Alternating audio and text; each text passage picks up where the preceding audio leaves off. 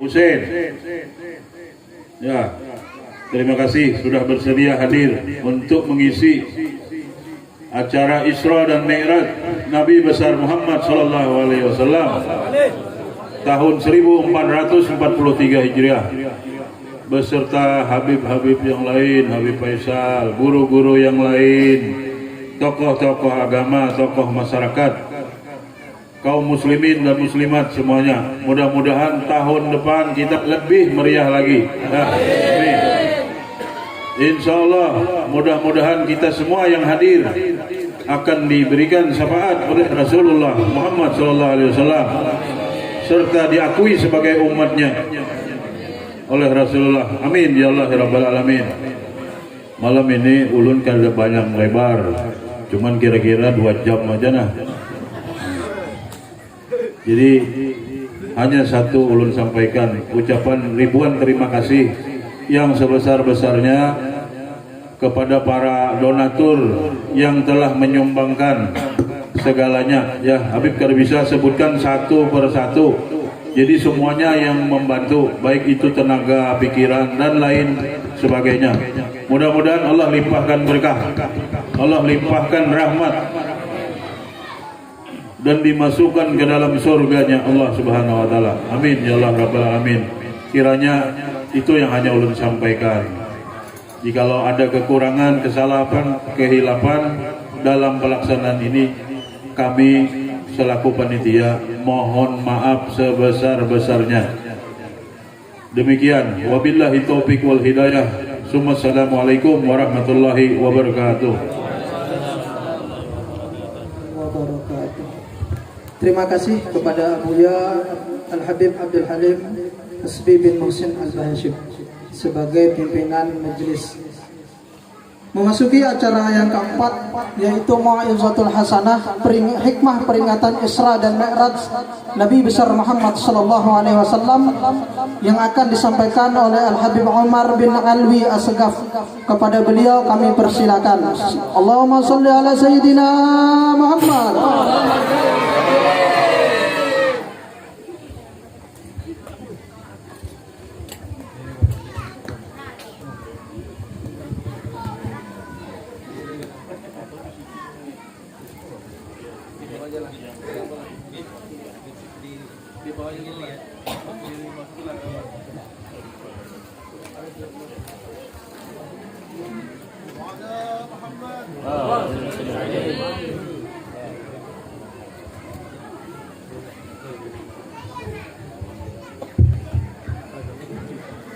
Bismillahirrahmanirrahim. Assalamualaikum warahmatullahi wabarakatuh.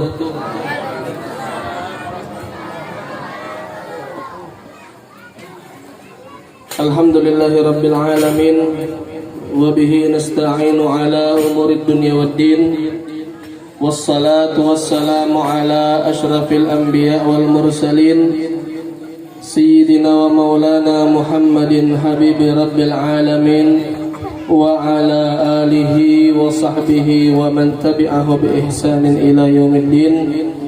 Amma ba'd, subhanaka la ilma lana illa ma 'allamtana innaka antal alimul hakim.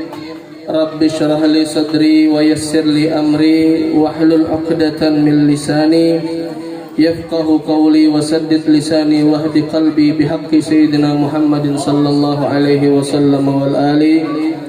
Nawaitu ta'allum wa ta'lim wa tadhakkur wa tadhkir wal naf'a wal intifa' wal ifadah wal istifadah wal hadha ala tamassuk bi kitabillah wa sunnati rasulih wad du'a ilal huda wad dilalah alal khair libtigha'a wajhillah wa mardatihi wa qurbihi wa thawabihi subhanahu wa ta'ala. Hadirin hadirat yang dirahmati oleh Allah Subhanahu wa taala, yang saya hormati, saya muliakan, para habaib, para syarifah yang hadir di tengah-tengah kita semua, wabil khusus pimpinan majelis Nurus Syifa Al-Habib Sayyid Abdul Halim Hasbi bin Muhsin Al-Bahashim. Semoga Allah Subhanahu wa taala selalu kuatkan beliau di dalam berdakwah di jalan Allah, Semoga Allah Subhanahu wa taala mudahkan segala urusan beliau, Allah kuatkan langkah beliau, Allah panjangkan umur beliau, sehingga kita yang semua berkumpul bersama beliau ini kelak sebagaimana dikumpulkan di dunia, semoga juga dikumpulkan di akhirat bersama datuk beliau Nabi Muhammad sallallahu alaihi wasallam. Para habaib lainnya juga yang saya tidak bisa sebut namanya satu persatu, barangkali karena memang saya belum kenal dan baru pertama kali masuk ke daerah sini, tapi insya Allah tidak mengurangi rasa hormat saya sendiri kepada beliau-beliau semua. Yang saya hormati, saya muliakan juga para tuan guru, wabil khusus khadimul majlis Al-Ustadz Muhammad Yusuf Asri, yang semoga juga beliau selalu dimudahkan oleh Allah Subhanahu wa taala di dalam berdakwah dan diberikan keistiqomahan. Yang saya hormati, saya muliakan seluruh tokoh agama dan tokoh masyarakat, dan juga seluruh hadirin hadirat rahimakumullah. Yang pertama-tama marilah kita panjatkan puji dan syukur kita kepada Allah Subhanahu wa taala atas segala macam bentuk nikmat yang selalu Allah berikan kepada kita semua, baik itu nikmat kesehatan, nikmat kesempatan, wabil khusus yang paling utama adalah nikmat iman dan Islam, yang semoga nikmat-nikmat tersebut selalu dan senantiasa kita dapatkan sampai akhir hayat kita. Amin ya rabbal alamin. Salawat dan salam juga kita lantunkan kepada junjungan kita Nabi besar Muhammad sallallahu alaihi wasallam. Semoga kita selalu diberikan kekuatan untuk meneladani beliau, selalu diberikan taufik dan hidayah untuk menghidupkan sunnah-sunnah beliau, hingga kelak di akhirat dikumpulkan bersama beliau, minum dari telaga Kautsar langsung dari tangan beliau. Amin amin ya rabbal alamin. Syurbatan hani'atan la nadhma'u ba'daha abada. Meminum tegukan langsung dari tangan Nabi Muhammad, yang mana tegukan tersebut akan menjadikan seseorang tidak akan pernah merasakan haus selamanya setelah itu. Maka semoga kita semua ditakdirkan menjadi orang tersebut. Amin ya rabbal alamin. Hadirin hadirat yang dirahmati oleh Allah Subhanahu wa taala, acara yang penuh berkah yang kita hadiri pada malam hari ini sebetulnya sudah cukup jikalau saya tidak berbicara. Jikalau saya tidak berpandir, itu sebetulnya sudah cukup. Karena tujuan kita hadir di tempat ini adalah mencari berkah, mencari rahmatnya Allah Subhanahu wa ta'ala. Akan tetapi insya Allah mengabulkan permintaan dari sahibul majlis, mengabulkan permintaan dari panitia, insya Allah kita sampaikan sedikit. Oleh karenanya ulun minta maaf, minta ridha, mohon izin kepada Pak Habib dan kepada seluruh habaib dan tuan guru yang ada di sini, karena ulun pepandir. Jadi jika salah, jika ada kekurangan tadi, nanti tolong langsung ditegur aja.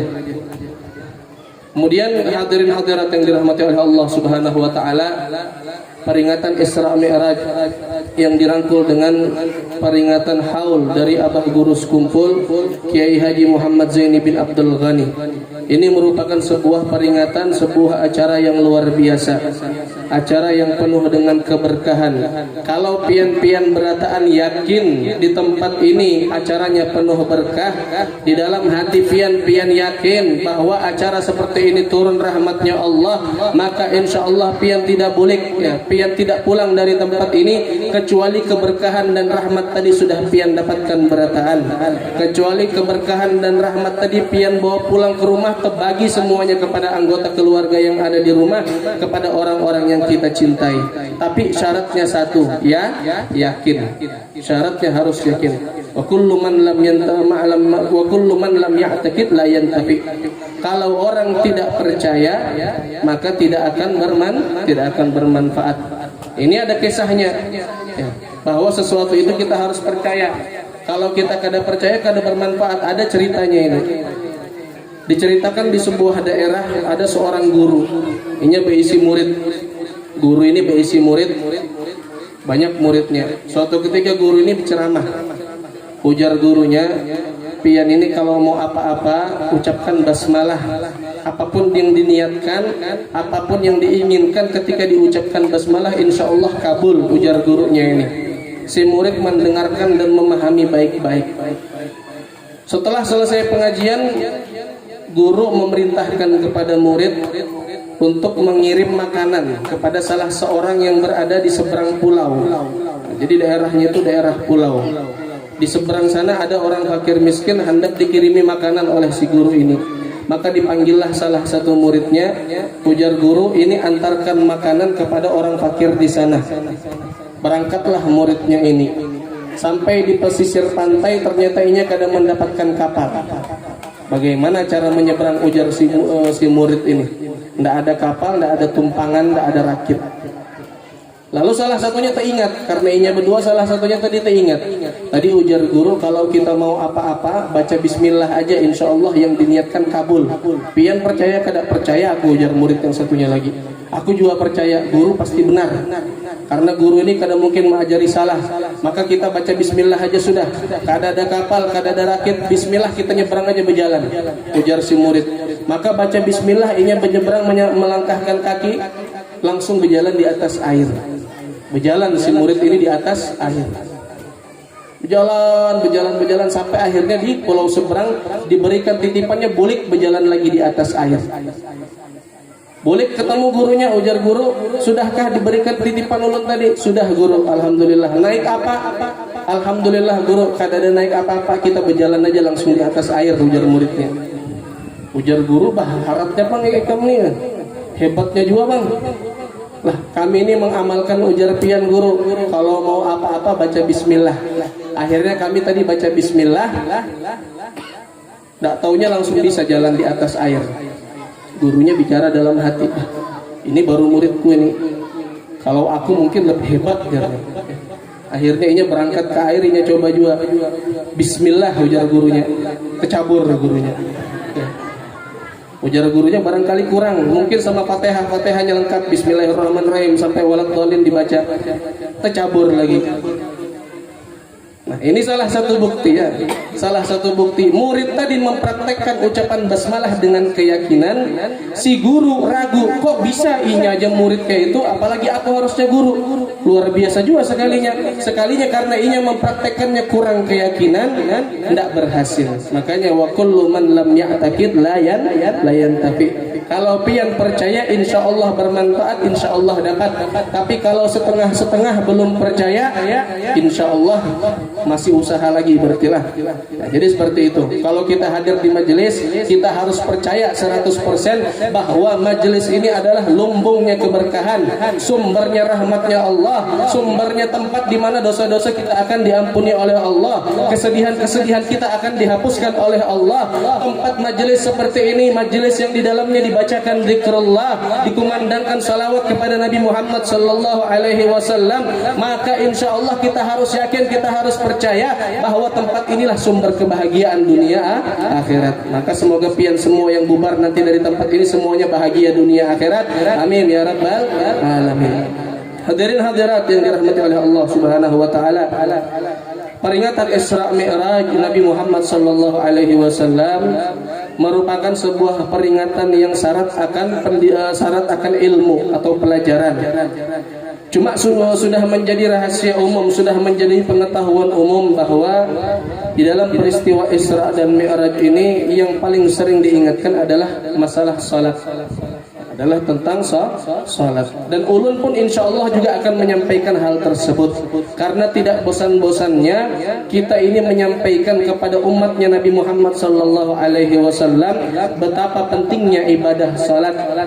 Kenapa kita kada bosan-bosannya menyampaikan hal ini? Karena masih banyak daripada kita ini yang masih belum melaksanakan salat. Bujur kada? Nah, yang paling nyaring bujurnya itu insya Allah sholat habis inilah. Jadi banyak di antara kita ini yang masih belum melaksanakan sholat, sehingga kita tidak bosan-bosan mengingatkan tentang sholat.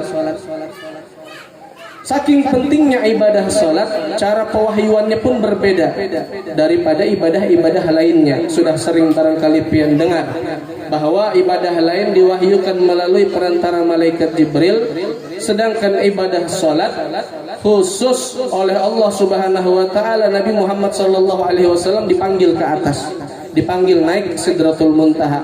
Inilah yang disebut dengan Mi'raj. Mi'raj itu artinya naik. Kalau Isra itu artinya diperjalankan di malam hari. Ini perjalanan terjadi di malam hari dari Masjidil Haram ke Masjidil Aqsa. Lalu dari Masjidil Aqsa dimi'rajkan, dinaikkan Nabi Muhammad sallallahu alaihi wasallam sampai ke Sidratul Muntaha. Ini namanya Isra Mi'raj, diperjalankan di malam hari dan dinaikkan oleh Allah Subhanahu wa taala. Nah, jadi perintah sholat diterima dalam peristiwa tersebut dan tanpa perantara sebagaimana perintah lainnya. Artinya perintah sholat ini luar biasa. Saking pentingnya sudah tidak melalui perantara lagi. Ya, kalau kayak misalnya pemerintah, kalau bubuhan pemerintah itu ingin mengirim dokumen yang biasa, hanya titipkan aja di jasa-jasa paket pengiriman itu. Tapi kalau giliran yang mau dikirim ini dokumen penting, rahasia negara, kadang mungkin hanya titipkan di jasa paket. Pasti ini utus orang yang terpercaya. Orang yang terpercaya ini akan dikawal dengan pasukan yang terpercaya untuk menyampaikan dokumen ini kepada tujuannya. Kayak itu juga perintah sholat ini. Saking pentingnya, saking urgennya, saking istimewanya, Rasulullah Shallallahu Alaihi Wasallam langsung dipanggil ke atas. Jadi kita sudah tahu sebetulnya bersama-sama bahwa ibadah sholat ini ibadah yang istimewa dan sangat penting. Akan tetapi satu yang sangat disayangkan, adalah kenapa di antara kita ini atau di antara orang-orang yang kita cintai, keluarga-keluarga kita, masih ada di antara mereka yang berani meninggalkan sholat. Bagaimana pola pikir mereka, bagaimana sudut pandang mereka terhadap sholat? Kenapa kok sampai berani-beraninya mereka meninggalkan sholat? Padahal ibadah sholat ini adalah ibadah yang tidak ada celahnya untuk ditinggalkan. Pian sedang perjalanan, puasa boleh ditinggalkan. Pian sedang sakit, puasa boleh ditinggalkan. Tapi sholat kada ada ceritanya. Mau pian dalam perjalanan, mau pian dalam keadaan sakit, mau dalam keadaan apapun, bahkan peperangan sekalipun, sholat masih harus ditegakkan. Sholat masih harus dilaksanakan. Selama kesadaran masih ada, masih bernapas, masih belum dinyatakan meninggal dunia, maka wajib masih melaksanakan yang namanya sholat dalam urutan tata cara tertentu. Yang paling baiknya ketika bisa berdiri, kada kawa berdiri duduk, kada kawa duduk baring, kada kawa menggerakkan anggota badan dengan menggerakkan kelopak mata dan mulut membaca surah-surah dan zikir-zikir lainnya. Terakhir tidak bisa menggerakkan kelopak mata, tidak bisa menggerakkan mulut dengan hati. Dalam keadaan sudah sangat lemah. Tapi kalau sudah kehilangan kesadaran dalam keadaan koma, itu sudah tidak wajib lagi. Maka dari itu ibadah sholat tidak ada alasan untuk ditinggalkan. Makanya kita harus bertanya-tanya, bagaimana pola pikir dan sudut pandang, atau apa sebetulnya yang terjadi terhadap orang-orang yang berani meninggalkan sholat ini. Kalau seandainya orang tersebut adalah diri kita, berarti kita harus bertanya, kenapa diriku ini begitu berani meninggalkan sholat? Dicari akar permasalahannya, sehingga kalau ditemukan akar permasalahan tersebut bisa kita selesaikan, dan insya Allah setelah itu sholat. Maka satu ulun yang ingin sampaikan bahwa ada sebuah akar permasalahan yang ternyata di sini barangkali bisa menjadi penyebab utama atau penyebab yang paling berpengaruh bagi seseorang dalam meninggalkan dan menyepelekan ibadah salat. Apa gerangan penyebab tersebut? Barangkali penyebab tersebut masuk di dalam sabda Nabi Muhammad SAW. Ada sebuah hadis di mana Nabi Muhammad SAW menyampaikan kepada umatnya, ujar Rasulullah, man akalal halala ata'at jawarihuhu sya'a am aba, wa man akalal harama asat jawarihuhu sya'a am aba. Ini perhatikan baik-baik hadis ini. Nabi Muhammad SAW bersabda, barang siapa yang memakan makanan halal, anggota tubuhnya akan melakukan ketaatan mau atau tidak mau. Dan barang siapa yang memakan makanan yang haram, anggota tubuhnya akan bermaksiat mau atau tidak mau. Jadi makanan halal ternyata sangat berpengaruh terhadap kegiatan anggota tubuh kita, ya, terhadap ketaatan anggota tubuh kita atas perintah-perintah Allah. Sekarang ulun bertanya dulu, sholat ini kira-kira merupakan ketaatan atau bukan? Melaksanakan sholat merupakan ketaatan kepada Allah atau bukan? Merupakan ketaatan kepada Allah. Dan bahkan sholat ini merupakan puncak taatnya seseorang kepada Allah Subhanahu wa ta'ala jika dilakukan dengan baik dan benar, zahir dan batinnya juga sudah benar. Jadi sholat ini merupakan puncak ketaatan, bahkan salah satu ibadah yang menjadi tolak ukur apakah orang ini masih beriman atau tidak. Ini ibadah sholat. Jadi ketika kita seandainya malas melaksanakan sholat, maka koreksi, barangkali ada di antara makanan yang kita makan, yang kita masukkan ke dalam perut, ternyata ini berupa hal yang haram dan kita tidak tahu akan hal tersebut. Karena Rasulullah tadi yang mengatakan bahwa yang makan makanan haram tubuhnya akan bermaksiat. Dalam artian gampangnya tubuhnya ini akan malas dibawa ibadah. Kalau disuruh meninggalkan ibadah ringan, tapi kalau dibawa ibadah malas. Maka pian berataan yang hadir di tempat ini tubuhnya ringan dibawa ke tempat ini, berarti insya Allah makanannya halal. Tapi kalau pian berangkat ke tempat ini berat langkah rasanya.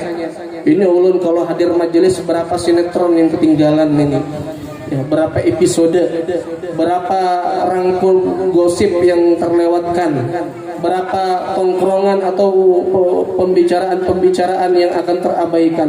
Wah, susah kalau hadir ke majelis itu. Paling penceramahnya ngomongnya bahasnya itu juga.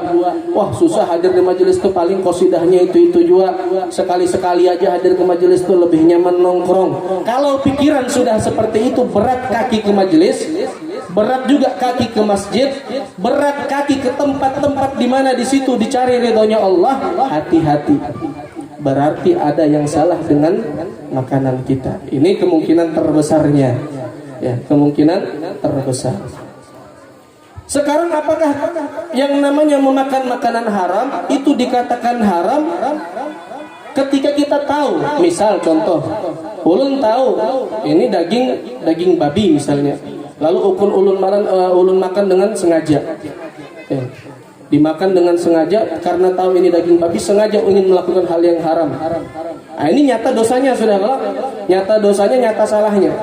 Tapi bagaimana dengan orang yang memakan makanan haram ternyata dia tidak tahu, ternyata dia tidak sadar bahwa itu adalah sesuatu yang haram. Misal pian berangkat ke sebuah rumah makan, tempat makan disajikan daging, ya, disajikan daging atau disajikan makanan lain yang barangkali menurut pian ini mungkin makanan yang halal. Ternyata hakikatnya dia adalah makanan yang haram, tapi kita makan juga. Apakah orang ini juga disebut memakan makanan yang haram? Ujar para ulama, memang dia tetap memakan makanan yang haram. Keistimewaannya orang yang seperti ini karena dia tidak tahu, dia tidak dapat dosa. Tapi efek dari makanan haram tersebut tetap dia dapatkan. Jadi hati-hati dengan yang pian makan. Barangkali pian sudah merasa ini halal, ini baik, ini berkah, ternyata itu haram, maka walaupun tidak dapat dosa, efeknya tetap ada. Apa efek makan makanan haram? Ujar para ulama, efek makan makanan haram banyak. Yang paling utama tadi sesuai sabda Nabi, malas ibadah. Tubuh ini berat digunakan ibadah. Di antaranya lagi hafalan susah. Di antaranya lagi cepat pikun. Di antaranya lagi banyak penyakit. Di antaranya lagi macam-macam keluhan atau efek dari memakan makanan yang haram. Jadi walaupun kita tidak tahu yang kita makan ini adalah haram, kita kira halal, efeknya tetap didapatkan. Na'udzubillahi min dzalik. Sehingga hati-hati dengan makanannya. Makanan ini memang kita ini yang penting ada, ya, walaupun sederhana, barangkali kita sudah merasa itu baik, tapi kita harus pintar berhati-hati. Karena yang namanya makanan itu masuk ke dalam perut. Kalau sudah masuk ke dalam perut menjadi darah dan daging. Rasulullah sallallahu alaihi wasallam mengancam, kullu lahmin nabata min suhtin fannaru awla bih. Setiap darah ataupun daging yang tumbuh daripada keburukan atau keharaman, maka api neraka lebih layak bagi darah atau daging tersebut. Jadi orang yang memakan makanan haram, kalau dia tidak segera taubat, ya, dia tidak meminta ampun kepada Allah Subhanahu wa taala, ditakutkan akan difilter, akan disaring di neraka dulu. Nauzubillahi min dzalik. Hadirin hadirat yang dirahmati oleh Allah Subhanahu wa taala. Jadi kita paling tidak tahu satu akar permasalahan, yang mana permasalahan ini sering kali dan setiap hari kita lakukan, yaitu memakan makanan. Barangkali 3 hari sekali, ada yang 2 hari sekali, ada yang 3 kali sehari, ada yang 2 kali sehari, ada juga yang 5 kali sehari, dan bermacam-macam orang yang namanya makan itu. Cuma pesan ulun, lihati baik-baik makanan kita, perhatikan baik-baik. Oke, sudah kita rasakan ini halal, tapi kita tanyakan lagi, apakah ini berkah? Ini syukur-syukur kalau kita sudah yakin ini halal. Kalau kita belum yakin ini halal, barangkali syubhat, maka jauhi. Karena ujar Nabi Muhammad SAW, al-halalu bayyinun, wal haramu bayyinun, wa bainahuma umurun mustabihat. Yang namanya sesuatu yang halal itu jelas, yang haram pun jelas, tapi di antara halal dan haram ini ada perkara syubhat. Wa man waqa'a fis syubhat waqa'a fil haram. Orang yang jatuh ke dalam perkara syubhat, maka dia bisa jatuh ke dalam perkara haram. Contoh saja. Ya, contoh, misal pian punya ayam, pian sembelih dengan baca bismillah, lalu pian masak, pian makan. Halal apa haram? Halal apa haram? Halal ya, karena ini ayam sendiri, dimasak sendiri. Ada ayam tetangga, pian ambil tanpa izin, pian sembelih, pian masak, lalu pian makan. Halal apa haram? Haram, karena ini punya orang. Yang halal jelas, yang haram jelas. Ada yang syubhat. Apa syubhat itu? Sesuatu yang kita ini tidak yakin ini halal atau haram. Kalau dibilang haram juga tidak mungkin, tapi dibilang halal bisa jadi belum juga halal. Apa contohnya? Contoh, misal pian mau masak air sop, atau masak apakah yang pakai daun jeruk misalnya lah, sambal kah. Ternyata di rumah daun jeruk pian habis. Melihati ke pekarangan tetangga ada daun jeruknya, pohon jeruknya ada. Ujar dalam hati, ini tetangga punya daun jeruk sepohonan. Kalau aku ambil selembar 2 lembar, insya Allah pinya pasti ikhlas. Ketok dulu pintunya, sekalinya kada ada orang yang mau beizin. Sudah, yang namanya daun jeruk ini murah aja, pastinya ikhlas. Ambil langsung dulu beizin lawan orangnya. Ini syubhat. Bujur pang, memang kalau kita minta pasti dibari lawan orangnya. Kadang mungkin kan orangnya, ya ambil ya nanti 5 lembar 1.000, ya, kalau 10 lembar 2.000. Kadang mungkin kan kayak itu. Yang namanya daun jeruk berapa sih harganya? Lalu kita ambil begitu saja tanpa izin. Memang sebagian ulama mengatakan kalau ulima ridhahu, mengambil sesuatu tanpa izin, yang seandainya kalau izin pasti dikasih, tidak mungkin tidak, itu boleh. Sebagian ulama ada yang bilang seperti itu. Tapi untuk lebih berhati-hati jangan dilakukan. Artinya pian bahkan sekelas daun jeruk pun itu izin dulu lawan yang punya. Karena ini perkara syubhatnya. Perkara yang remeh seperti itu bisa dikatakan syubhat. Yang syubhat ini bisa jadi haram. Syubhat ini bisa jadi haram. Kenapa? Posisinya syubhat itu kata Nabi Muhammad sallallahu alaihi wasallam, karra'i yar'a haulal hima. Bagaikan seorang pengembala. Pengembala ini punya lahan 1 hektar. Ya, di sampingnya ini lahan orang lain. Lalu kambingnya ini lepaskan di lahannya sendiri. Tapi antara lahan dirinya dengan lahan orang lain ini kada ada pembatasnya. Kira-kira ada kemungkinan kada kambing ini menyebelah masuk ke lahan orang lain? Ada kemungkinan. Karena yang namanya kambing kada tahu ya, ini lahan tuanku, ini lahan orang, kada tahu kambing. Apalagi ada istilah rumput tetangga lebih hijau daripada rumput sendirilah. Makanya kambing ini bahkan sangat besar kemungkinannya dia menyeberang. Nah, kalau kambingnya sudah menyeberang, berarti si kambing ini memakan sesuatu yang bukan haknya, bukan milik tuannya. Begitu juga perkara syubhat. Kita ini bagaikan digembala di sesuatu yang tidak ada batasan, tidak terlihat kalau di syubhat itu. Yang mana halal, yang mana haram, kada kelihatan. Bisa jadi kita berada tetap di garis halal, bisa jadi juga jatuh ke dalam garis yang haram. Itulah syubhat. Oleh karenanya Rasulullah SAW sangat memerintahkan kita untuk menjauhi syubhat. Jauhi syubhat bahaya. Ini ada kisah ini. Ada kisah, ada cerita seorang guru. bukan seorang guru, ada orang biasa muhibbin, ini pecinta guru, pecinta ulama, pecinta habaib, sangat cinta dengan ulama, sampai-sampai hidupnya dia ini dia habiskan berkunjung kepada para ulama-ulama yang ada di daerahnya atau yang ada dikenal, yang bisa dia capai, yang bisa dia datangi. Sampai suatu ketika ini datang ke salah satu rumah seorang ulama. Ini ketok rumahnya. Assalamualaikum, ujar si muhibbin tadi ini. Belum dijawab. Salam kedua, assalamualaikum. Belum dijawab lagi. Ketok yang ketiga kali, inya salam, dibukakan pintu, yang keluar anak halus, anak muda. Ya, kira-kira umuran remaja. Anak muda yang keluar ini bermuka masam. Mukanya pokoknya kada senang, merangut inya. Diucapkan salam lagi, inya kada menjawab. Ditakuni di mana guru fulan ini, betulkah ini rumahnya, kada menjawab juga. Pokoknya sebegitu inya buka pintu, inya merangut keluar, langsung inya lewati aja si tamu tadi ini, inya tinggalkan rumahnya. Deg-degan sudah si muhibbin ini. Ada apa gerangan ini? Kenapa yang keluar wajah-wajahnya ini kok kayak orang marah, kayak orang sombong? Akhirnya karena inya belum puas, inya ketok lagi rumahnya. Inya ketok lagi rumah si guru tadi ini. Assalamualaikum. Sampai akhirnya guru atau ulama yang dia maksud turun, dibukakan pintu, dijawab waalaikumsalam warahmatullahi wabarakatuh. Ahlan wa sahlan, selamat datang, dari mana, ditanya baik-baik. Ramah gurunya ini. Masuk, silahkan duduk, apa hajatmu, apa keperluanmu, sampaikan, ujar si guru, ujar si ulama. Kata si orang si muhibbin ini, inya berkisah sudah bercerita panjang lebar. Terakhir setelah selesai inya menyampaikan hajatnya, inya bertakun karena penasaran dengan orang yang keluar tadi. Inya bertakun, guru, mohon maaf. Ya, ulun minta maaf, bujur ini minta halal, minta ridho, ulun hendak bertakun. Pian ini masya Allah luar biasa orangnya ramah. Pian ini masya Allah menyambut ulun dengan baik, luar biasa tawaduknya. Kalau ulun lihat-lihat wajah pian ini simatul mutawadiin, wajah orang yang sangat tawaduk, orang yang sangat tidak sombong. Tapi guru, ulun ini dari tadi bertanya-tanya. Ketika baru sampai di rumah ini, yang membukakan pintu pertama kali itu anak muda dengan wajah yang merangut.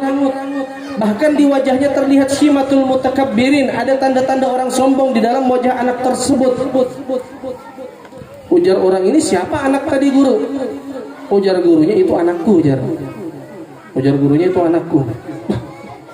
Kaget juga lagi orang muhibbin ini. Kayak apa bisa guru pian dengan anak pian ini begitu berbeda? Pian ini sangat tawaduk, sangat ramah, sedangkan anak pian tadi sangat acuh tak acuh, sangat merangut wajahnya, sangat suram. Bagaimana bisa guru? Ujar gurunya, ini kisahnya panjang nengai. Kisahnya panjang. Karena kisahnya panjang, kada usah kita kisahkan lah. Kepanjangan nanti. Jadi ujar gurunya kayak ini. Itu anakku, jauh sebelum istriku mengandung dirinya. Ketika aku dan istriku ini sudah menikah, ujar si guru, kami ini dalam keadaan susah, dalam keadaan yang sangat terbatas. Sehari makan, sehari kadang 2 hari kada makan, hari ketiga baru ada makanan. Begitu seterusnya sepanjang hari, sepanjang waktu. Sampai ada suatu ketika kami ini betul-betul sudah 4 hari lebih tidak makan. Ini kelewatan sudah, ujar guru. Biasanya paling sehari 2 hari. Ini sudah 4 hari lebih tidak ada makanan. Ujar gurunya, berpandir kepada bininya, wahai istriku, bolehkah aku mencari makanan ke tetangga? Kita ini sudah darurat. Sekiranya kita dalam keadaan seperti ini sudah boleh minta. Ujar bininya, aku memang kelaparan juga, sudah sangat parah kelaparannya ini. Ya sudah, ikam minta aja, gak ada apa-apa. Mintalah ke tetangga. Boleh minta kalau darurat. Kalau belum darurat jangan mintalah. Apalagi meminta-minta sampai jadi kaya. Ya kalau ada kisahnya pengemis itu tabungannya sampai miliaran. Nyaman juga jadi pengemis kalau apalagi di Samarinda nih. Sekali ngasih lain 2.000, 5.000, 10.000, 20.000. Bayangkan pian berdiri meminta-minta di lampu merah itu, 100 orang yang ngasih berapa sudah? Kalah sudah gajinya pegawai negeri itu. Cepat tepat orang meminta-minta nikah ya. Kalau memang dia meminta bukan karena darurat. Si guru tadi ini meminta sudah terpaksa karena darurat. Inya kalau kada minta kada makan bisa mati. Ya. Tidak boleh hukumnya membiarkan diri ini mati kelaparan dalam keadaan masih bisa mengupayakan. Tidak boleh. Sehingga mintalah guru ini kepada tetangga. Inya berpandir kepada tetangga, wahai tetanggaku, jikalau ikam ini memiliki makanan lebih, tolong pang berikan kepadaku dan istriku. Ujar tetangga, alhamdulillah, kata tetangganya ini barusan ada pembagian dari pemerintah. Bahasa sekarang tuh bansos lah. Bahasa sekarang ini bansos. Cuma bansosnya dulu kada dikorupsi, masih utuh diterima. Ini ada bantuan dari sultan. Sultan itu pemerintah. Habis bagi-bagi bantuan sosial. Ujar si tetangga, ikam kada dapatkah guru? Kada dapat aku, ujar gurunya. Aku dapat guru. Kebetulan aku tidak memerlukan bantuan tersebut karena di rumah ada aja makananku ini. Maka silahkan pian ambil bantuan tadi. Diambillah sama si guru karena inya darurat.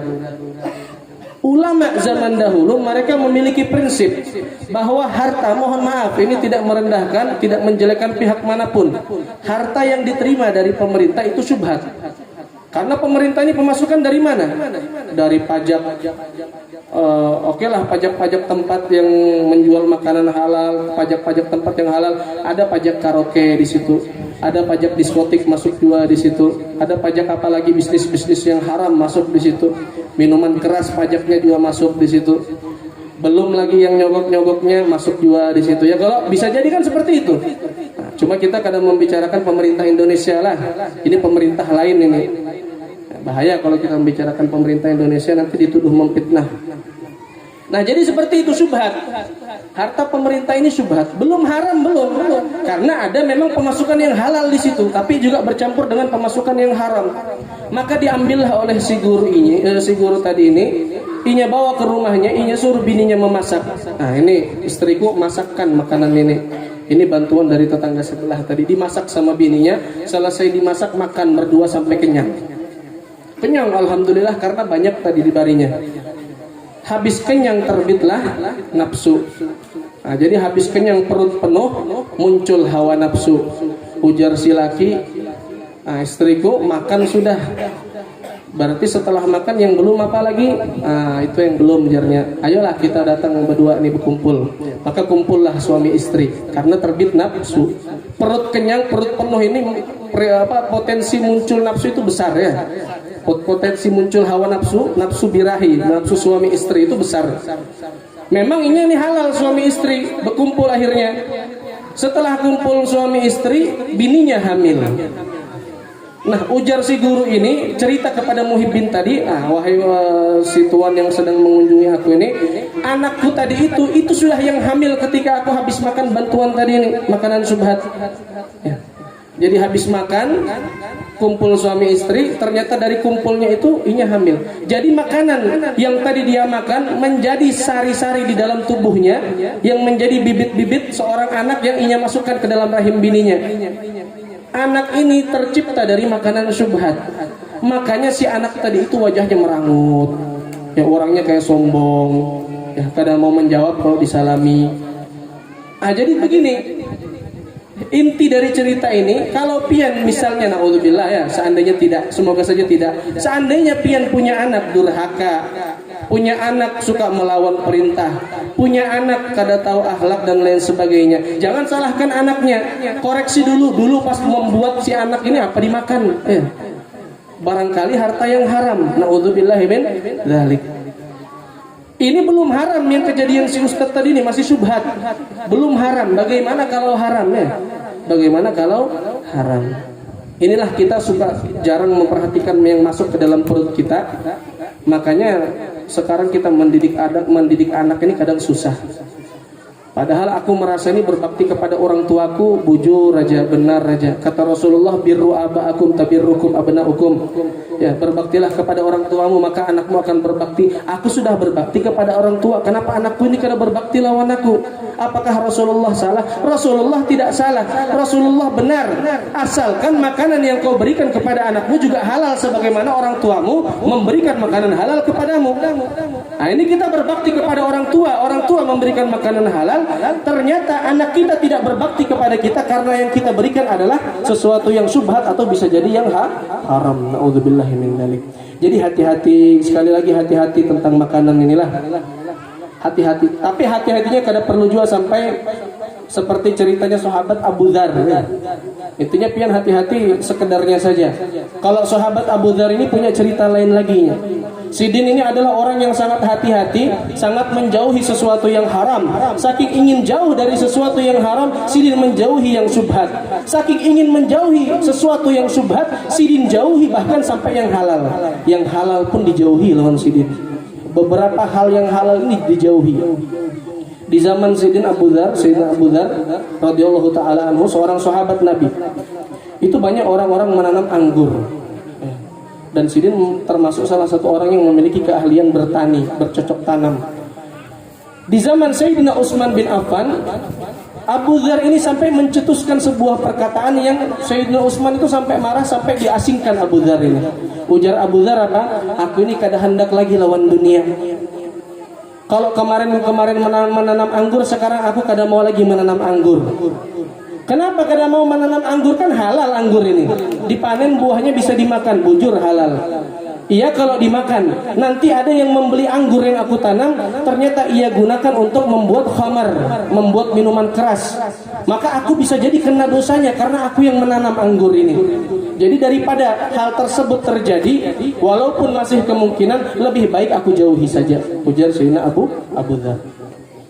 Jadi beliau takut dengan efek atau dengan apa yang akan terjadi dari hasil yang beliau tanam, sehingga beliau memiliki prinsip jauhi dunia. Sudah kada usah bekerja lagi. Kalau ada makanan ya dimakan jika itu halal. Kalau kada ada ya kada usah, sudah. Pokoknya umur di dunia ini singkat saja, dijalani begitu aja sudah. Makanya kata salah seorang ulama, orang yang memikirkan dunia itu orang yang bodoh ya. Orang yang memikirkan dunia itu orang yang tidak punya kerjaan. Kenapa? Dunia ini kan bukan punya kita. Dunia ini milik Allah Subhanahu wa taala.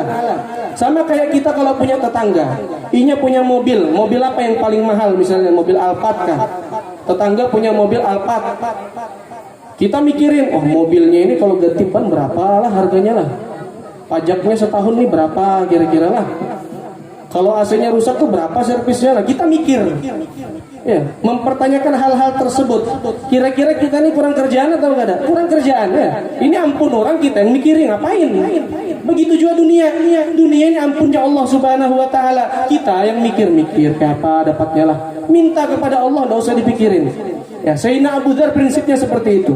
Dunia jangan dipikirkan ya. Dunia itu datang sendiri jika Allah memberi. Nah, kita sisanya ini tinggal menghambakan diri aja kepada Allah. Nah, cuma ini berat ya, prinsip beliau ini berat. Ada lagi prinsipnya Uwais Al-Qarani. Uwais Al-Qarani seorang tabi'in. Ya, tabi'in itu zaman setelah sahabat. Padahal Uwais Al-Qarani hidup di zaman Nabi. Cuma karena belum sempat bertemu dengan Nabi, maka beliau tidak digolongkan sebagai sahabat Nabi. Beliau hanya digolongkan sebagai tabi'in. Nah, jadi sahabat Nabi itu orang yang beriman di zaman Nabi dan melihat langsung dengan mata kepalanya Nabi Muhammad SAW. Itu sahabat. Kalau tabi'in, orang yang beriman baik di zaman Nabi atau bukan di zaman Nabi, dia beriman tapi tidak pernah melihat Rasulullah. Ini hanya pernah melihat sahabat Nabi saja. Pernah melihat orang yang pernah melihat Rasulullah. Itu namanya tabi'in. Lalu di bawahnya lagi tabi'in dan seterusnya. Nah, Uwais Al-Qarani ini tabi'in. Karena Sidin belum pernah melihat Rasulullah walaupun sezaman dengan Rasulullah. Karena daerahnya jauh. Orangnya berbakti lawan ibunya. Mau datangi Rasulullah, izin kepada ibunya, "Ma, mau jalan ke kota Madinah, mau bertemu dengan Rasulullah." Ujar mamanya, "Apa gerang ikam ambil di sana?" Kada usah. Mamanya ini jahat dua sekalinya lah. Anaknya ini kada diizinkannya. Tapi anaknya nurut aja. Kada berangkat lagi. Sampai beberapa kali izin kada berangkat. Nah, Sayyidina Uwais Al-Qarani suatu ketika berhasil sampai di kota Madinah, dicari-cari sama Sayyidina Umar bin Khattab. Ujar Sayyidina Umar bin Khattab, apakah di antara kalian ada yang ngarannya Uwais? Ada yang namanya Uwais Al-Qarani? Kata orang bubuhan sekampungnya Uwais ini, wahai khalifah, wahai presiden, wahai pemimpin, ya, Sayyidina Umar bin Khattab pemimpin di zaman tersebut. Ya. Ada apa gerangan pian nih bertakun terus tentang Uwais? Uwais itu orang gila, ujar Rasul sekampungnya nih, bubuhan yang sekampung lawan Uwais. Uwais itu orang gila. Inya itu di wadah kami kada pernah sholat Jumat, jarang sholat Jumatnya, sekali-sekali aja. Nah, inya itu orang kalau lagi di kampung kami makannya makan dari makanan yang dibuang oleh orang. Mazbalah. Mazbalah itu kalau zaman sekarang artinya tempat sampah. Cuma zaman dulu tidak ada tempat sampah, artinya tempat pembuangan segala sesuatu sudah.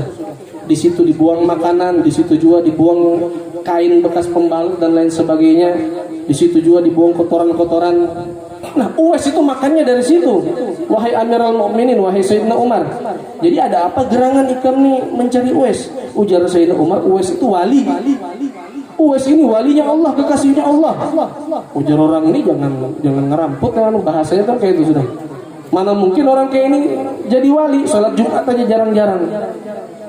Sekalinya ketika ditanyakan, ya, ketika Sayyidina Umar bin Khattab sampai kepada Sayyidina Uwais Al-Qarani, atau mungkin cerita ini terjadi bukan dengan Sayyidina Umar ketika beliau menjelaskan keadaannya. Ditanyakan Uwais Al-Qarani ini, kenapa engkau ini jarang sholat Jumat?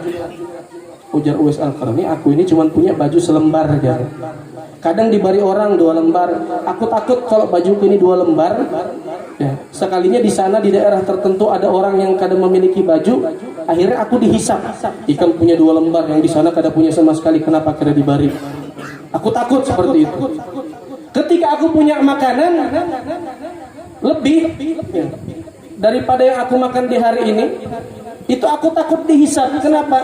Takutnya ketika aku memegang makanan lebih di tempat lain, di suatu tempat ada orang yang tidak memiliki makanan sama sekali, sehingga aku takut dihisap. Makanya makanannya aku beri sudah ke orang daripada aku yang dihisap. Ujar Uwais. Makanya karena inya tidak punya makanan, inya makan dari makanan sisa. Kenapa kadang membeli makanan di tempat penjual? Di tempat penjual itu adalah sesuatu yang diperebutkan. Banyak orang yang mencari. Tapi kalau di tempat pembuangan tidak ada yang nyari lagi. Sudah pasti halalnya. Yang punya aja mau membuang, ya tidak mungkin dipungut lagi. Berarti halal makanan ini sudah. Aku makan, ujarnya.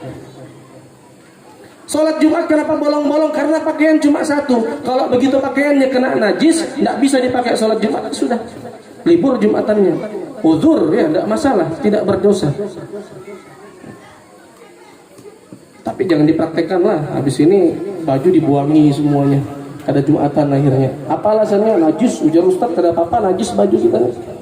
Jangan juga dipraktekkan. Nah, jadi Sayyidina Uwais Al-Qarani saking takutnya dengan hisab daripada apa yang dia miliki di dunia ini, dia berikan semuanya hartanya. Ya, sidin sedekahkan semuanya. Sidin hidup apa adanya, bahkan bukan apa adanya, berkekurangan. Dan itu lebih baik menurut sidin daripada aku memiliki harta yang banyak, hisapnya berat nanti. Jadi ini satu pelajaran bahwa kita jangan sampai terlalu terikat dengan dunia, sampai-sampai apa yang kita dapatkan dari dunia ini kita rakus. Ya, kita makan semuanya, kita ambil semuanya, dan tidak memikirkan apakah ini sumbernya halal ataupun haram. Karena tadi efeknya akan kembali kepada diri kita masing-masing, kepada diri kita, kepada keluarga kita. Anak-anak kita jadi malas ibadah, jadi malas sholat, barangkali jadi tidak berbakti kepada orang tua. Sumbernya salah satunya yang paling utama adalah makanan. Oleh karenanya hadirin hadirat yang dirahmati oleh Allah Subhanahu wa taala, mulai saat ini pintar-pintarlah kita mengoreksi, memfilter rizki yang kita dapatkan, baik itu berupa makanan, minuman ataupun harta benda yang kelak akan menjadi makanan dan minuman. Kita koreksi baik-baik. Jikalau sekiranya ada yang bagian syubhat di situ, sedekahkan aja yang syubhatnya itu. Ya, insya Allah menjadi pembersih bagi sisa-sisa harta yang lain. Jangan sampai yang syubhat itu termakan. Ya, jangan sampai. Kalau bisa kita makan yang sisa-sisa ini aja, supaya kita ini jadi orang tidak sombong. Jangan terlalu suka makan yang bermewah-mewahan. Ya, kalau dalam acara seperti ini sekali-sekali tidak masalah. Tiap hari mau makannya mewah terus. Tiap hari harus yang luar biasa terus. Ini tidak baik juga. Kata ulama, makruh, bisa menumbuhkan sifat sombong. Jadi perhatikan makanan kita yang kita beri kepada anak keluarga kita. Semoga dengan niat kita memperhatikan makanan tersebut, yang masuk ke dalam perut ini menjadi sesuatu yang halal dan berkah. Karena Allah Subhanahu wa taala tidak menerima sesuatu kecuali dia baik. Innallaha thayyibun la yaqbalu illa thayyiban. Allah adalah zat yang baik, maka Allah tidak menerima kecuali sesuatu yang baik pula. Sesuatu yang baik dari seorang manusia, seorang hamba akan muncul, akan ada ketika diri ini dibuat dari zat-zat yang baik juga. Diri ini dibuat dari saripati yang baik juga, yaitu yang halal-halal maksudnya. Maka dari itu mulai dari sekarang niatkan, kalaupun kemarin-kemarin pernah mengkonsumsi sesuatu yang haram, pernah memasukkan ke dalam perut kita hal-hal yang haram, dari sekarang taubat kepada Allah, istighfarkan ya. Kalau beristighfar itu sering-sering niatkan istighfar. Kepala kita, pikiran kita ini barangkali pernah memikirkan sesuatu yang haram, barangkali pernah suuzon lawan orang, turun ke mata, niatkan istighfar mata kita ini. Barangkali pernah memandang pandangan yang haram, telinga kita istighfarkan juga. Barangkali pernah mendengar ucapan-ucapan yang haram, mulut kita istighfarkan. Barangkali pernah melontarkan kata-kata yang haram. Lalu turun sampai ke perut kita ini kita istighfarkan. Ya Allah, aku istighfar minta ampun atas perutku ya Allah. Barangkali pernah makanan yang haram masuk ke dalam perutku ya Allah. Tidak ada sudah kemungkinan aku bisa pisahkan makanan haram tadi dari tubuhku ya Allah. Sisa ampunanmu aja lagi yang aku harapkan, supaya efek dari makanan haram tadi ini hilang. Kau jauhkan, kau jadikan aku orang yang mencintai ibadah, kau jadikan aku orang yang cinta hadir di tempat majelis dan tempat-tempat di mana orang-orang tersebut mencari ridhamu. Niatkan lagi istighfar kita untuk hati kita. Barangkali pernah suuzon, pernah buruk sangka, pernah sombong, pernah riya, pernah takabur dan lain sebagainya. Niatkan lalu istighfar untuk tangan kita, untuk kaki kita. Barangkali pernah zalim, pernah digunakan melakukan hal-hal yang haram. Kalau istighfar seperti itu ya, kalau kita istighfar seperti itu, istighfarkan seluruh anggota tubuh kita, yang mana kita ini pernah meninggalkan sholat, kita ini pernah meninggalkan kewajiban, melalaikan diri sebagai seorang muslim. Istighfar.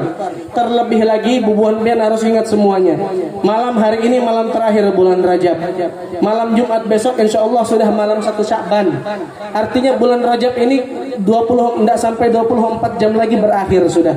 Padahal bulan Rajab adalah bulan yang paling bagus untuk beristighfar. Makanya kalau bisa pian habiskan waktu dari sekarang sampai bulan Rajab habis ini banyak istighfar, banyak-banyak minta ampun kepada Allah. Jangan sampai pian keluar dari bulan Rajab masih membawa dosa dari bulan-bulan sebelumnya. Jangan sampai, ini merupakan sesuatu yang rugi. Artinya pian banyak-banyak minta ampunnya. Kita semuanya sama-sama banyak-banyak minta ampun kepada Allah, istighfar. Salah satu guru ulun pernah berpesan, kalau misalnya ikam nih sholat pas-pasan, puasa juga pas-pasan, ibadah lain tidak ada yang lebih, sunnah-sunnah pun jarang dikerjakan, paling tidak jangan pernah tinggalkan istighfar dan sholawat. Dua ini pesannya. Jadi kalau sholat pas-pasan, puasa pas-pasan, ibadah lain semuanya pas-pasan, jangan pernah pas-pasan dalam hal istighfar, jangan pernah pas-pasan dalam hal sholawat. Lebihkan.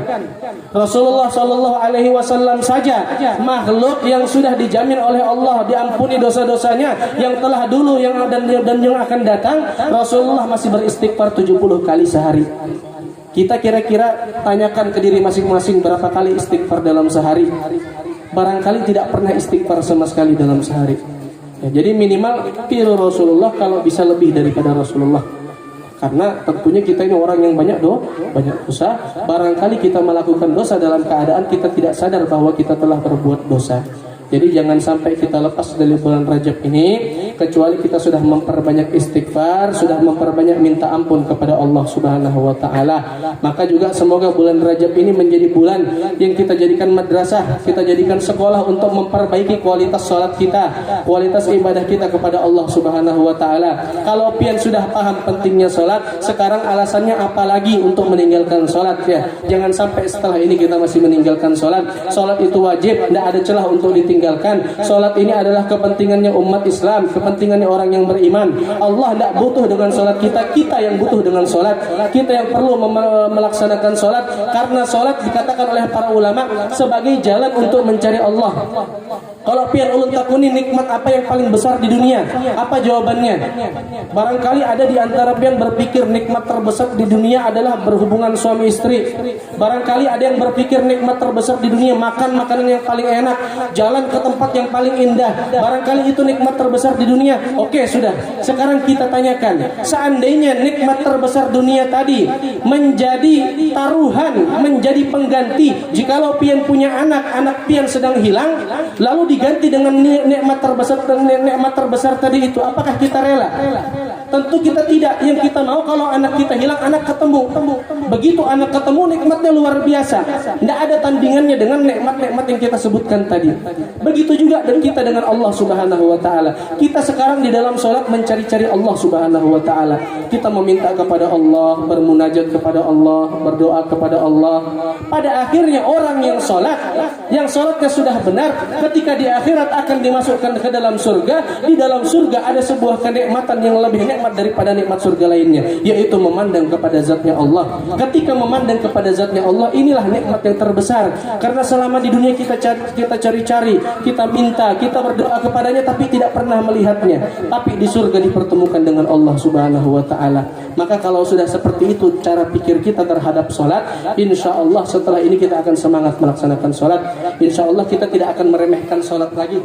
Insya Allah peristiwa Isra Mi'raj, peringatan Isra Mi'raj ini kita jadikan batu loncatan untuk melaksanakan ibadah yang kualitasnya lebih baik, untuk menjadi seorang muslim yang memiliki kualitas diri lebih baik daripada di hari-hari sebelumnya. Amin ya rabbal alamin. Ini yang kita harapkan daripada hikmah Isra Mi'raj ini. Semoga yang ulun sampaikan yang sedikit ini bermanfaat. Kita bisa sama-sama mempraktekkan, bisa sama-sama mengamalkan, dan semoga di antara kita yang hadir semuanya di tempat ini tidak ada lagi orang yang meninggalkan sholat. Amin ya rabbal alamin. Baik inya sholat di rumah bersama keluarga tidak masalah. Syukur-syukur bisa ke masjid berjamaah bersama yang lain. Yang penting jangan pernah tinggalkan sholat. Maka ini yang saya sampaikan, yang sedikit ini semoga bermanfaat, semoga kita bisa amalkan bersama-sama. Salah dan khilafnya saya mohon maaf. Wabillahi taufiq wal hidayah wal ridha wal inayah. Assalamualaikum warahmatullahi wabarakatuh. Waalaikumsalam warahmatullahi wabarakatuh. Demikianlah tadi penyampaian hikmah Isra Mi'raj Nabi besar Muhammad SAW yang disampaikan oleh Al-Habib Umar bin Alawi Asgaf LCMH. Mohon maaf Habib, tadi ulun lupa menyebutkan gelar akademik pian tanpa menghormati rasa takzim dan hormat al-fakir kepada antum. Selanjutnya pembacaan doa. Untuk pembacaan doa kami mintakan kepada Habib Faisal Al-Hasmi. Kepada kami persilakan.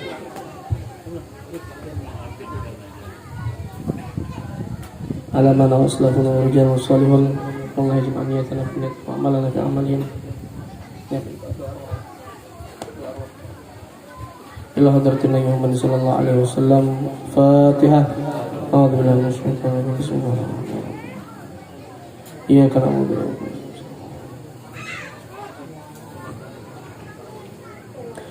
Bismillahirrahmanirrahim. Qul huwallahu ahad, Allahu samad, lam yalid walam yulad walam yakul lahu kufuwan ahad.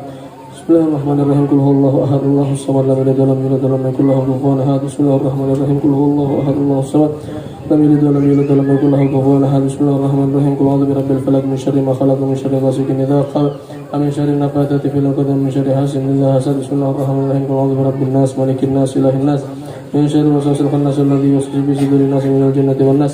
Amin ya Allah ya Rahman ya Rahim. Bismillahirrahmanirrahim. Alhamdulillahi rabbil alamin. Hamdan syakirin, hamdan na'imin, hamdan yuafi ni'amahu yakaf mazidah. Ya Rabbana lakal hamdu kama yanbaghi li jalali wajhikal karim wa 'azimi sultani. Subhanaka la nuhsi thana'an 'alaika anta kama athnayta 'ala nafsik. Falakal hamdu hatta tarda wa lakal hamdu idza radita wa lakal hamdu ba'da ridha. Allahumma salli wa sallim ala sayyidina Muhammad wa ala ali sayyidina Muhammad bil awwalin wal akhirin. Salli wa sallim ala sayyidina Muhammad wa ala ali sayyidina Muhammad bin nabiyyin wal mursalin. Salli wa sallim ala sayyidina Muhammad wa ala ali sayyidina Muhammad bil mala'il a'la ila yaumiddin. Wa salli wa sallim ala sayyidina Muhammadin wa ala ali sayyidina Muhammad hatta tarithal arda wa man 'alayha عليها وأنت خير الوارثين. اللهم صل وسلم على سيدنا محمد صاحب البشرى صلاة تبشرنا بها وأهلنا وأولادنا وجميع مشايخنا معلمينا وطلبتنا وطالبتنا من يومنا هذا إلى يوم الآخرة. اللهم اجعل وأوصل تقبل ثواب ما عملناه من عمل صالح في هذا المجلس المبارك هدية منا واصلة ورحمة منك نازلة بركة شاملة صدقة متقبلة. نقدم ذلك نهدي إلى حضرة سيدنا وحبيبنا شفيعنا قرة أعيننا محمد صلى الله عليه وسلم، ثم إلى أرواح آبائه وإخوانه من الأنبياء والمرسلين صلوات الله وسلامه عليه وعليهم أجمعين، وإلى أرواح آل كل من الصحابة والقرابة والتابعين وتابعي التابعين لهم بإحسان إلى يوم الدين. وأوصل منهم سيدنا أبي بكر الصديق عمر بن الخطاب وعثمان بن عفان وعن علي بن أبي طالب وعن سيد شباب أهل الجنة بالجنة سيدنا الحسن والحسين وعن أمهم الزهراء البتول فاطمة بنت الرسول وعن خديجة الكبرى وعائشة الرضا وأزواج رسول الله وحمزة والعباس وجميع أصحاب رسول الله وأنصار رسول الله والمهاجرين والمجاهدين في سبيل الله أجمعين والتابعين وتابعي التابعين لهم بإحسان إلى يوم الدين. وإلى أرواح الأئمة المجتهدين وانظر منهم سيدنا الإمام مالك بن أنس والإمام أبو نعمان أبو حنيفة ونعمان بن ثابت أبو حنيفة والإمام محمد بن إدريس الشافعي والإمام محمد بن حنبل وأصولهم وفروعهم وجميع مقلديهم في الدين والعلماء العاملين الفقهاء المحدثين القراء المفسرين والسادة الصوفية المحققين وأولياء الكون أجمعين. وإلى أرواح جميع سادتنا العلويين أينما كانوا وحلت أرواحهم مشارق الأرض إلى مغاربها برها وبحرها، خصوصا منهم سيدنا المهاجر الله أحمد بن عيسى سيدنا الفقيه مقدم محمد بن علي بعلوي سيدنا الفقيه مقدم الثاني الحي عبد الرحمن سيد بن محمد مولد دويلة وسيدنا سلطان الولاء الحبيب عبد الله الأدرس بن أبو بكر السكران وسيدنا شيخ الوجود سيدنا شيخ أبو بكر بن سالم وأخيه عاقل بن سالم وسيدنا القطب الإرشاد قوت البلاد والبلاد الحبيب عبد الله بن علوي بن محمد الحداد وسيدنا شيخ قطب الأنفاس الحبيب عمر بن عبد الرحمن الأطاس وإلى روح علي بن عبد الله باراس والحبيب علي بن محمد بن هاشم بعلوي وإلى روح سيدنا شيخ سلطان المسير مولى مسير الحبيب عبد الله بن حسين بن طاهر وأبي أبي طاهر بن حسين بن طاهر وأصولهم وفروعهم جميع مقلدين والمنتسبين إليهم أجمعين. وإلى أرواح جميع والدينا ووالدكم أمواتنا وأمواتكم وأموات المسلمين عامة خصوصا منهم إلى روح المكرم جميع مشايخنا بهذا البلاد وخصوصا إلى روح المكرم كي حجي محمد زين بن عبد الغني كروس كومبل وإلى روح المرحومة بستانية بنت بارك والمرحوم أردية بنت عبد الله وإلى روح المرحوم حجي صالح بن مدير usulihim wa furu'ihim. Hadirkan nama-nama orang tua, nama-nama keluarga yang kita cintai, kita hadirkan bersama semuanya di dalam hati. Kita niatkan kirimkan pahala dari apa yang telah kita amalkan di tempat ini, di majelis ini. Semoga pahala tersebut sampai kepada mereka semua sebagai bentuk penerang di alam kubur mereka. Amin. Hadirkan semuanya.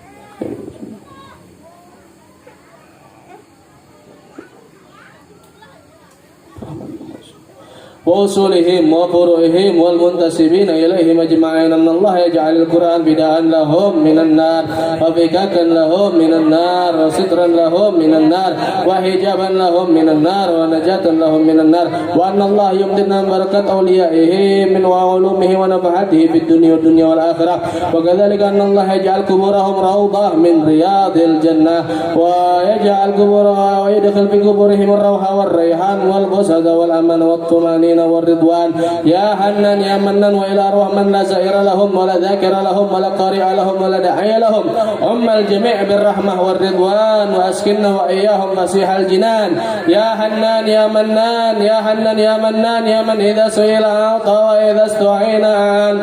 اللهم اجعل آخر كلامنا من الدنيا عند انتهاء أجالنا قول لا إله إلا الله محمد رسول الله صلى الله عليه وسلم. اللهم كما أحييتنا عليها فأمتنا عليها غير مفتونين ولا ضالين ولا مضل ولا مغير ولا مبدلين وأنت حسبنا ونعم الوكيل. اللهم مغفرتك أوسع من ذنوبنا ورحمتك أرجى عندنا من أعمالنا. Ya Allah, ampunanmu lebih luas daripada amal ibadah kami dan ampunanmu juga lebih besar daripada dosa-dosa kami ya Allah. Maka berikanlah rahmat dan ampunanmu ya Allah.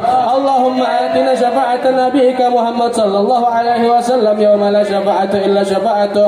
Ya Allah, takdirkanlah kami sebagai orang-orang yang mendapatkan syafaat Nabi-Mu Nabi Muhammad sallallahu alaihi wasallam, syafaat dan pertolongan dari Nabi Muhammad sallallahu alaihi wasallam di hari di mana tidak ada syafaat dan pertolongan kecuali dari Nabi Muhammad sallallahu alaihi wasallam. Wa adillana ya Allah tahta dhillika yauma la dhilla illa dhilluk. Ya Allah, naungilah kami, lindungilah kami di hari di mana kelak tidak ada pernaungan dan perlindungan kecuali naungan dan perlindungan-Mu ya Allah, yaitu di hari kiamat. Wa bayyit wujuhana yauma tabyaddu wujuh wa taswaddu wujuh.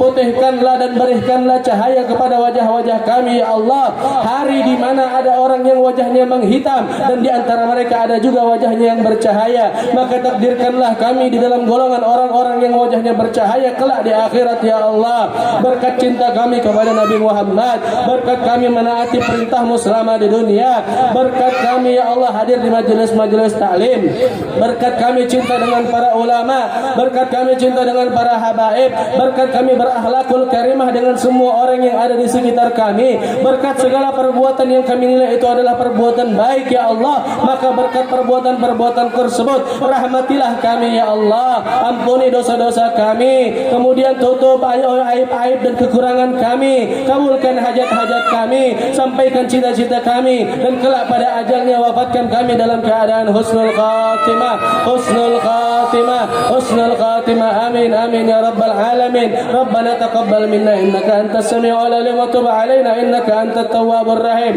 Rabbana atina fid dunya hasanah wa fil akhirati hasanah wa qina adzaban nar wa adkhilnal jannah ma'al abrar aziz ya ghaffar ya rabbal alamin. Wa sallallahu ala sayyidina Muhammad wa ala alihi wa sahbihi wa sallam. Subhana rabbika rabbil izzati amma yasifun wa salamun alal mursalin alhamdulillahi rabbil alamin. Sirrul Fatihah. Bismillahirrahmanirrahim. Iyyaka na'budu wa nasta'in ihdinas siratal mustaqim siratal ladzina an'amta 'alaihim ghairil maghdubi 'alaihim waladdallin. Amin. Demikianlah acara kita peringatan Isra dan Mi'raj Nabi besar Muhammad sallallahu alaihi wasallam beserta peringatan haul Abah Guru Sekumpul yang ke-17. Saya selaku pembawa acara memohon maaf apabila ada salah kata maupun tingkah baik sengaja ataupun tidak sengaja, dan kami ucapkan terima kasih kepada jamaah para hadirin yang telah hadir dalam acara ini. Sebelum saya tutup acara ini, mari kita sama-sama membaca kafaratul majlis. Bismillahirrahmanirrahim. Subhanakallahumma wa bihamdika asyhadu an la ilaha illa anta nastaghfiruka wa natubu ilaik. Demikian yang dapat saya sampaikan selaku pembawa acara. Billahi taufiq wal hidayah. Wassalamualaikum warahmatullahi wabarakatuh.